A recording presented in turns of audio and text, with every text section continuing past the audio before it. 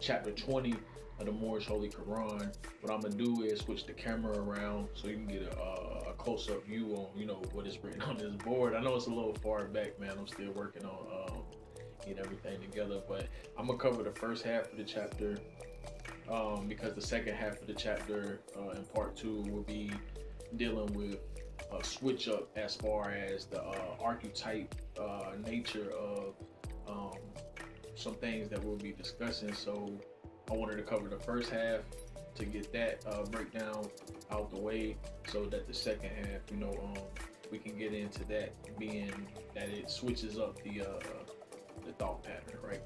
Peace. Beware, young man, beware of all the allurements of wantonness, and let not the harlot tempt thee to excess in her delights. The madness of desire shall defeat its own pursuits. From the blindness of its rage, thou shalt rush upon destruction. Therefore give not up thy heart to her sweet enticements, neither suffer thy soul to be enslaved by her enchanting delusions. The fountain of health, which must supply the stream of pleasure, shall quickly be dried up, and every spring of joy shall be exhausted. In the prime of thy life, old age shall overtake thee. The sun shall decline in the morning of thy days. So let's break this down. Beware, of course, is to be aware, young man. This is speaking to men, young men, right? I would say that, Jesus and John, they started to teach at the age of 12. And they also, they was being taught at that same age. And you might ask why the age of 12. Many cultures, they teach their young men at around 12 or 13.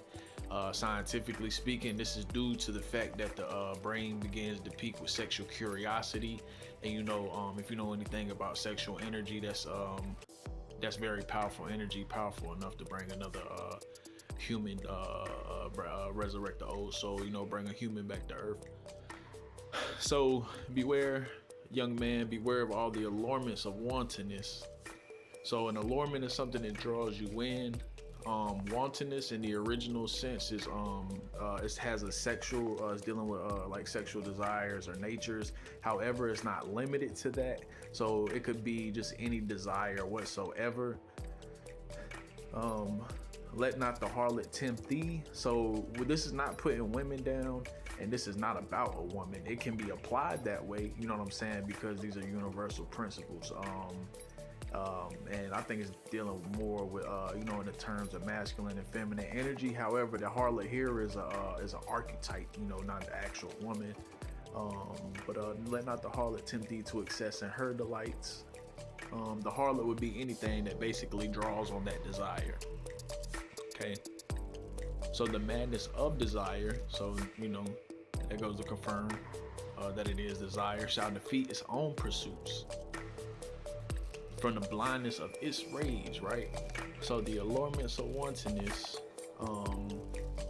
creates a madness of desire. The madness of that desire gives birth to blindness and rage. You know what I mean? So thou shalt rush upon destruction. Nobody wants that, So again, this chapter is not putting women down or dealing with an actual woman. It's dealing with a young man's self-discipline. It's dealing with his restraint, his self-control. Understanding that later on that pure love is better than lust. These things have to be understood because they can look very much alike. So therefore give not up thy heart. Your heart is your mind, M-I-N-D.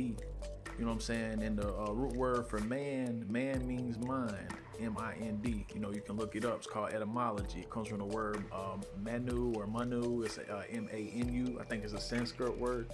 I could be mistaken there. Double check to verify that. So give not up thy heart to her sweet enticements.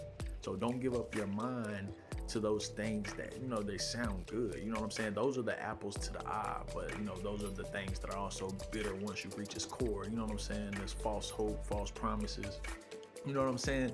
Something that doesn't give you a long lasting joy, like real love, right? Or something that, it's not material or whatever. Neither suffer thy soul to be enslaved by her enchanting delusions. So neither suffer thy soul to be enslaved by her enchanting delusions. Enchanting delusions is like if you ever been in a situation and somebody tells you a lie, and you know what I'm saying, regardless of all the truth and proof that you have in front of them, excuse me, they'll still tell you this lie and tell you this lie, and they sticking to their guns, right? Those are enchanted delusions. Well, eventually that can play, that can play a part on your psyche, you know what I mean, like on your mental and stuff, and yeah, it'll leave you confused, and man, you just don't want to do that, man. And although I said it's not dealing with women, women are powerful in that area, you know, they avoid accountability, real women don't. But anyways, key 4, the fountain of health. Well, let me back up real quick, because again, like I said, it's not about women, but it can be applied. This is more dealing with the archetype nature, because again, the harlot can be anything that draws on your desires. So again, giving not up your heart to the sweet enticements. You know, sometimes you hear a voice in your head and it's like, man, that sounds good, it looks good. But you gotta understand, these things are pleasure driven, right? So neither suffer thy soul. So, you know, if you ever suffer, man, just pay attention. Thy soul to be enslaved. Your soul can be enslaved. It wants freedom, man. You know, sometimes people, they seek freedom through suicide. That's a negative way, and I definitely don't encourage that. By her enchanting delusion. So, you know, that could be an addiction to something you like. You know what I'm saying? You could be so addicted to it, and it just, you know, and you know, you tell yourself like, hey man, it's not that bad. Man, let me create a balance with this. It's not that bad. But you know, in the long run, it's gonna drain you. Speaking of that, the fountain of health which must supply the stream of pleasure shall quickly be dried up, and every spring of joy shall be exhausted. So the fountain of health which must supply the stream of pleasure shall quickly be dried up, and every spring of joy shall be exhausted. So if you think about this, the fountain of health, you know what health is to the body, so it's honesty to the soul. So the fountain of health is what supplies the stream of pleasure, right?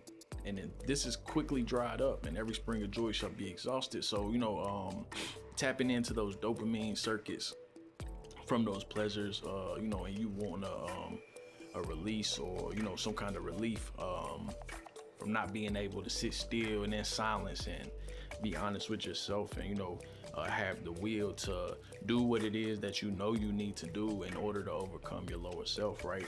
So that being said, it's letting you know that all of these things, like, you know, you giving in to the allurements of wantonness, not having no discipline and things of that nature, it's exhausting you.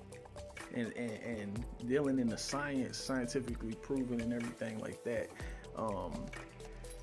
you know, when you do stuff like that, it causes like old age, like you'll age faster than you're supposed to. You know, when you get up, the sun is going down, like you just, you know what I'm saying, you ain't on time, you know what I mean? So in the prime of thy life, old age shall overtake thee, the sun shall decline in the morning of thy days.